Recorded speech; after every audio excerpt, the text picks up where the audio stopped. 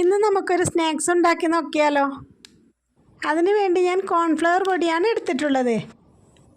അപ്പോൾ അത് ഉണ്ടാക്കാൻ വേണ്ടി ഒരു പാത്രം എടുത്ത് അതിലോട്ടൊരു മുട്ട പൊട്ടിച്ചൊഴിക്കണം. എന്നിട്ട് അതിലോട്ട് 1 സ്പൂൺ ബട്ടർ ഇട്ട് കൊടുക്കണം. അതിൻ്റെ ഒപ്പം തന്നെ 1 കപ്പ് കോൺഫ്ലവർ പൊടിയും ഇടുക.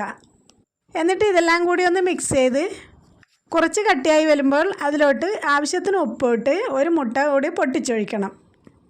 എന്നിട്ട് വീണ്ടും ഇതുപോലെ നന്നായി മിക്സ് ചെയ്തെടുക്കണം. മിക്സ് ചെയ്ത് ഇതുപോലെ ആയതിനു ശേഷം ഒരു കവറിലോട്ട് ഇട്ട് കൊടുക്കുക. എന്നിട്ട് ഒരു ചീനിച്ചട്ടിയിലോട്ട് കുറച്ച് എണ്ണ ഒഴിച്ച് അത് തിളക്കുമ്പോൾ കവറിൻ്റെ അടിഭാഗം കട്ട് ചെയ്ത് ഇതുപോലെ പ്രസ് ചെയ്ത് ഇട്ട് കൊടുക്കണം. ഇതുപോലെ കട്ട് ചെയ്ത് ഓരോന്നായി ഇട്ട് കൊടുക്കാം. ഇനി ഇളം ബ്രൗൺ ആകുമ്പോൾ ഇത് കോരിയെടുക്കാം. അങ്ങനെ നമ്മുടെ കോൺഫ്ലവർ സ്നാക്സ് റെഡിയായി കിട്ടി.